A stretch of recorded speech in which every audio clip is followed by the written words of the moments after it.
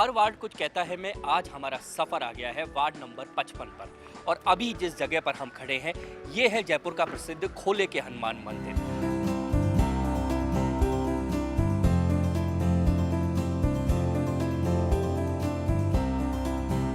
जयपुर के इस खोले के हनुमान मंदिर की प्रसिद्धि पूरे दुनिया में है, पूरे देश में है। अलग बहुत दूर दूर से यहाँ पर श्रद्धालु आते हैं। मंगलवार और शनिवार दोनों दिन को यहाँ पर बड़ी संख्या में श्रद्धालुओं की भीड़ रहती है।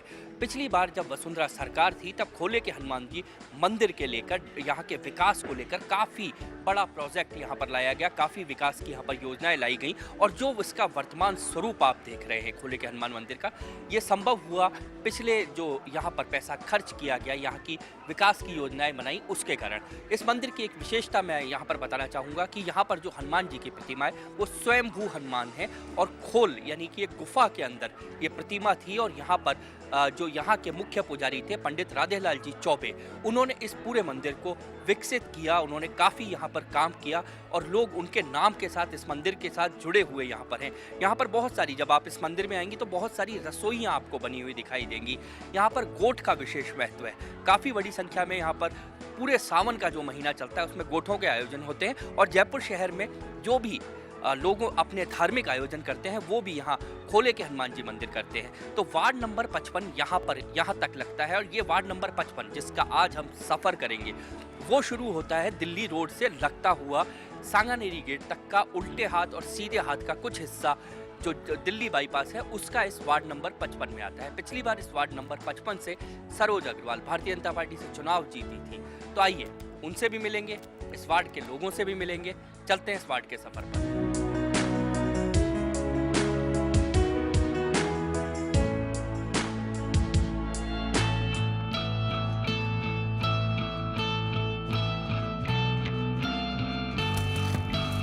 वार्ड नंबर 55 के सफर में अब हम आ गए हैं गुलजार कॉलोनी में। ऐसा वार्ड है जहां पर कच्ची बस्तियां बहुत सारी हैं। जिस जगह पर हम आए हैं यहाँ लोगों से तो बात हम बाद में करेंगे, लेकिन जो हालात हैं इस वार्ड के, और जब इस रोड की शुरुआत में जब आप लोग देखेंगे, मैं आपको दिखाना चाहूँगा कि जो इस रोड की शुरुआत है वहाँ के हालात आप देख सकते हैं। यहीं से ही हमारे जयपुर शहर में आने वाला पर्यटक आता है और आते ही उसको इस नज़ारे के दर्शन होते हैं। पूरे वार्ड में जब हम घूमे हालात एक से थे। आपका क्या नाम है? बाबू भाई नाम है। बाबू भाई, क्या अब जब हम इस गली में घुसे हैं हालात जो देख रहे हैं सफाई के, क्या ये ऐसे ही रहते हैं या? हाँ, ऐसे ही रहते हैं हमेशा। ईद बकरीद आती है, बाहर त्योहार पे ही सफाई होती है, बाकी आगे पीछे कभी नहीं होती। तो सफाई यहाँ नहीं होती, इतनी गंदगी यहाँ पर फैली हुई है, पार्षद को नहीं कहते? अरे जाते हैं तो सुनते नहीं है वो, कहता मैं कोई काम नहीं है तुमसे। ये क्या केवल इसी जगह पे हालात हैं या? सर कई बार शिकायत कर चुके हैं लेकिन इसके बावजूद कोई भी कर्मचारी जो है सफाई के लिए कोई भी नहीं आता सर। पाइपलाइन टूटी भी है और सफाई के लिए कोई भी अधिकारी नहीं है। अभी आपके सामने देखा कितना कचरा पड़ा हुआ है। शमशान से जाने से पहले इस कचरे का सामना करना पड़ता है सर। शमशान भी है, कब्रिस्तान भी है, दोनों चीज़ें सामने। और आप अगर इसके अंदर जाएंगे तो इससे ज़्यादा आपको गंदगी के हालात मिलेंगे। बाढ़ जैसे हालात हो रहे हैं, पानी। तो क्या अभी आप लोग कहते नहीं हो उसको? वो आती है पार्षद यहाँ? सर कहते हैं लेकिन वो ध्यान ही नहीं देते हैं हमारी बातों पर। चलिए, पार्षद नहीं सुनता, विधायक तो होगा? सर विधायक के पास हम लोग कभी गए नहीं सर। गए नहीं। जी। अच्छा, यहाँ पर ज़्यादातर जो रहने वाले लोग हैं क्या काम करते हैं? ज़्यादातर सब तरह का काम करते हैं जी। कोई पाड़े काटता है, कोई ज़्यादातर जो है मजदूरी वाले लोग हैं, सारे मजदूर हैं टोटल। तो क्या ऐसे इलाकों में आपको नहीं लगता कि ये छोटे छोटे बच्चे हैं, बहुत छोटे छोटे से बच्चे हैं, ऐसी जगहों पे रहने से असर पड़ेगा? असर पड़ेगा कैसे नहीं, स्कूल है पास में, ये इधर, इस पे असर पड़ेगा कि नहीं? बच्चे पढ़ने कब आएंगे? बीमार हो जाते हैं, आए दिन ऐसा ही चलता रहता है। अच्छा, आए दिन बच्चे बीमार हो जाते हैं। हालात जो गंदगी के इस वार्ड में नज़र आ रहे हैं बहुत बुरे हालात हैं।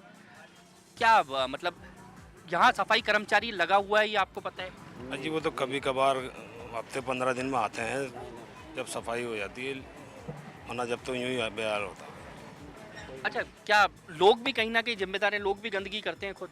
हाँ तो हम भी जिम्मेदार हैं इसमें। तो हम कोई ये थोड़ी हम कोई कहीं से उतरे हैं, हमारी गंदगी है, कोई दूसरों की थोड़ी है ये। लेकिन जिन लोगों की जिम्मेदारी है वो लोग आपके पास वोट के टाइम तो आते होंगे? बस वोट के टाइम पे आते हैं। तो तब आप ये सवाल नहीं पूछते क्या? सब सवाल पूछते हैं लेकिन बस खाली हाँ साफ हो जाएगा, ये सफाई हो जाएगी। अच्छा, उस समय होता है क्या? उस टाइम पे हो जाती है, उस समय होती है साफ सफाई।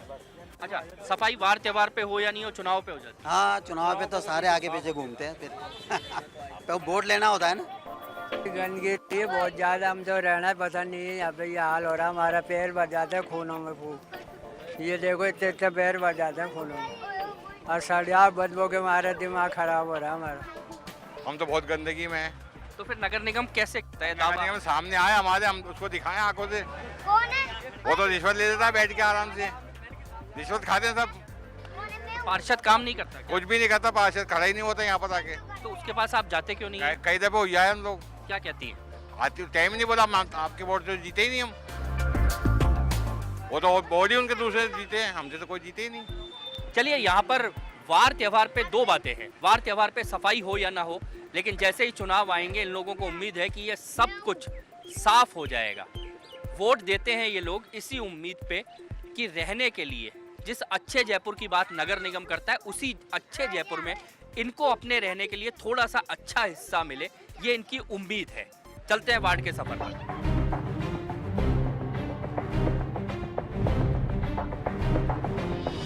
वार्ड 55 का पार्षद कार्यालय है। पूरी तरह से गंदगी से अटका हुआ ये कार्यालय पार्षद कभी यहाँ बैठे हैं, पार्षद कभी यहाँ आए हैं, पार्षद ने कभी यहाँ कार्यालय पे बैठकर जनता की सुनी है, ये हम जनता से पूछेंगे।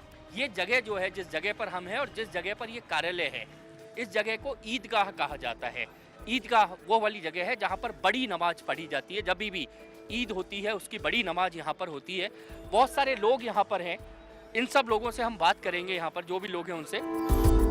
ये वार्ड 55 का कार्यालय है? जी हाँ, पार्षद का कार्यालय? जी हाँ। क्या कभी देखा है इसको खुलते पार्षद हुए? तो कभी आए ही नहीं सर। अच्छा, खुलता भी है क्या? जी नहीं, पूरे 5 साल हो गए नहीं खुला ये कभी भी। अच्छा, फिर वार्ड पार्षद का कार्यालय बनाया है कि आप लोग उनसे मिल सकें। जी नहीं, हम आज तक नहीं मिले और कभी उनके पास गए भी हैं उनके बंगले पे, तो मैं गार्ड से बाहर रोक देता है और कभी वो यहाँ आए भी नहीं। हमारे को बहुत सारी समस्याएं भी हैं, हमारे रोड खराब है, काफ़ी कचरा पड़ा रहता है यहाँ पे, कई तरह की परेशानी है, नल भी नहीं आते हैं। इस जगह को क्या कहते हैं? ईदगाह कच्ची बस्ती। अच्छा, ईद का क्या बड़ी नमाजें जो होती हैं वो यहीं पर ही पढ़ी जाती हैं? जी हाँ, यहीं पे पढ़ी जाती है। ईदगाह की नमाज यहीं पढ़ी जाती है। ईद बकरीद की नमाज तो यहाँ तो मतलब इसका मतलब ये जगह बहुत महत्वपूर्ण है। जी हाँ, बहुत महत्वपूर्ण है। यहाँ तमाम मतलब पूरे जयपुर के मुसलमान आकर नमाज पढ़ते हैं, प्रशासन भी होता है ना, सभी होते हैं। तो हालात क्या जैसे आज हैं वैसे ही रहते हैं? हाँ, ऐसे ही रहते हैं, हमेशा ऐसे ही रहते हैं। कोई आता ही नहीं है यहाँ पे सफाई करने, कौन करेगा सफाई? खाली बस साफ सफाई ईद की नमाज के लिए बस। अब क्योंकि दिल्ली रोड से जुड़ा हुआ हिस्सा है, जयपुर शहर में घुसने वाला हर आदमी यहाँ से होके जाता है।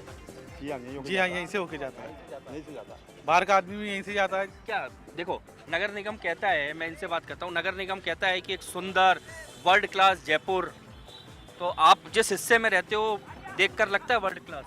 मेरे को तो नहीं लगता कि ये वर्ल्ड क्लास बन सकता है। जिस हिसाब से ये वार्ड कार्यालय में जब यानी कि पार्षद आके बैठते ही नहीं है, तो भी वर्ल्ड क्लास कैसे बन सकता है? बन सकता है क्या?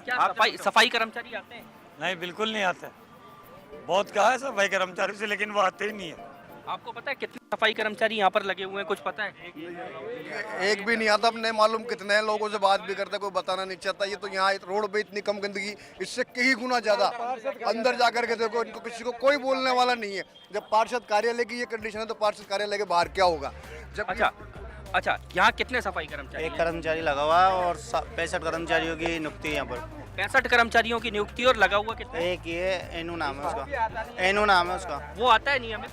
नहीं, नियमित नहीं आता है, कभी कभार आता है।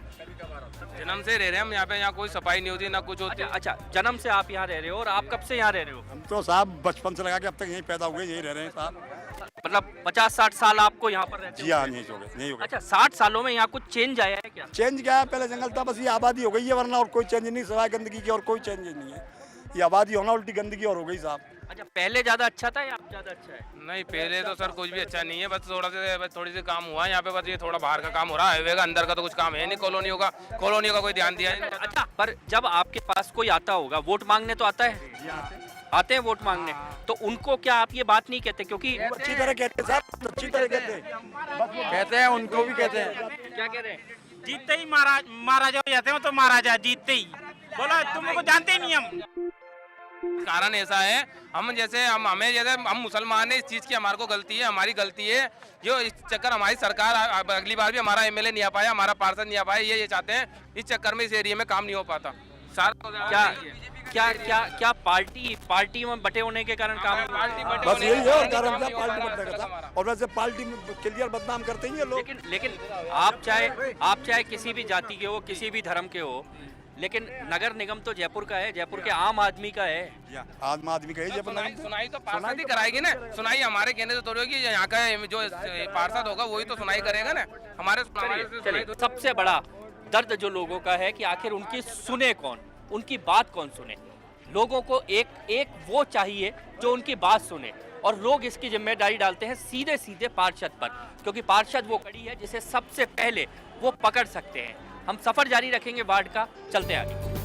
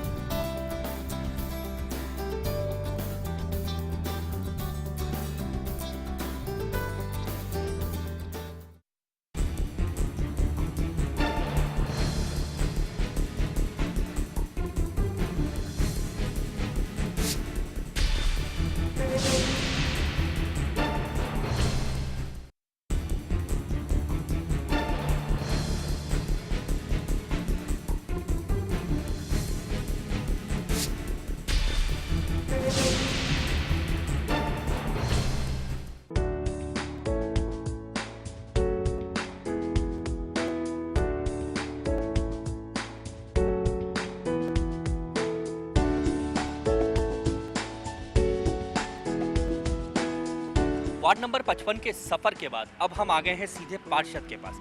यहाँ की पार्षद हैं सरोज अग्रवाल। पहले सरोज जी से बात करते हैं। सरोज जी, आपका जो वार्ड है कुल मिला के बहुत सारी कच्ची बस्तियाँ हैं इसमें। बिल्कुल, बहुत सारी कच्ची बस्ती है। क्या टोटली कच्ची बस्ती का वार्ड है मेरा। तो जब कच्ची बस्ती का वार्ड होता है तो आपको लगता है विकास की संभावनाएं या विकास की ज़रूरत बहुत ज़्यादा होती है? बिल्कुल होती है, क्योंकि ज़रूरत तो विकास कच्ची बस्तियों में ही होती है, क्योंकि वहाँ की जो फैसिलिटी के हिसाब से, वहाँ के जो लोगों के हिसाब से, तो उनके अकॉर्डिंग विकास की ज़्यादा ज़रूरत मैं जहाँ तक मानती हूँ कच्ची बस्तियों में ही ज़्यादा होती है। तो चलिए, विकास की ज़रूरत ज़्यादा होती है, आप खुद भी मानती हैं, जयपुर नगर निगम भी मानता है, तो क्या उठना डेवलपमेंट आप वार्ड 55 में मानती हैं? बिल्कुल मानती हूँ। आपके हिसाब से? बिल्कुल मानती हूँ। क्या अगर आप जाती होंगी, जनता से मिलती होंगी, क्या जनता क्या कहती है? जनता की जो देखिए, हम चाहे कितने ही बड़े प्रोजेक्ट हम कर लें, लेकिन उनकी जब तक डेली की जो उनकी समस्याएं हैं उसका जब तक निराकरण नहीं होता तो उनके लिए कोई काम नहीं होता है। आज हम जनता के कहने पे एक छोटी सी लाइट अगर ठीक करा देते हैं तो उनके लिए वो ही बहुत बड़ा काम होता है। हम चाहे किलोमीटर के हिसाब से सड़क बनाते हैं, वो चीज़ उनके लिए उतना मायने नहीं रखती जितना उनके कहने से उनके लिए एक रोड लाइट ठीक हो जाए, उनके लिए एक सीवर का मेन होल ठीक हो जाए, या उनके लिए पानी की लाइन उसका अरेंजमेंट। तो मतलब जनता की समस्याएं अलग हैं, हम जो काम करते हैं वो अलग हैं, कहीं ऐसा तो नहीं है? ऐसा तो नहीं है तो उसी से रिलेटेड काम तो उन्हीं से होता है, बट एक प्रायोरिटी रखती है कि हम किस चीज़ को कितनी इम्पोर्टेंसी देते हैं। क्या जनता के छोटे छोटे काम क्या प्रायोरिटी के विषय नहीं होते? बिल्कुल होते हैं। तो फिर मैं यही कहता हूँ कि जनता फिर नाराज क्यों रहती है? देखिए भैया, नाराज़गी तो हमारे घर में जहाँ अगर जैसे दो भाई होते हैं, दो बच्चे होते हैं, हम उनको ही पूरी तरह सेटिस्फाई नहीं कर पाते, वही एक दूसरे से नाराज़ रहते हैं। तो ये तो इतना लंबा चौड़ा वार्ड है और हर जगह ऐसा होता है कि हर इंसान की एक रिक्वायरमेंट अलग होती है, हर इंसान के एक व्यूज़ अलग होते हैं। मैं क्या सोचती हूँ, आप क्या सोचते हैं। तो ऐसा होता है कि एक लेन है, एक स्ट्रीट है, उसमें से 10 लोग आते हैं कि ये काम होना चाहिए, दूसरे 10 लोग आ जाएंगे कि नहीं मैडम ये ऐसा नहीं होना चाहिए, इसमें ये तकलीफ़ है। तो ये तो क्योंकि व्यूज़ अलग अलग होते हैं। अच्छा, दूसरी चीज़ आप क्या मानती है, प्रायोरिटी क्या है? क्योंकि इस वार्ड की जो हम घूमे हमको प्रमुख समस्याएं नजर आई, सफाई, सीवरेज, सड़क और गंदगी। और गंदगी भी अगर कुछ हिस्सों की बात करें तो अवैध मांस कटाई, ये बहुत इस पूरे क्षेत्र में है। दूसरी बात करें, लोगों का कहना है कि विकास एक क्षेत्र में ज़्यादा है, एक में कम है।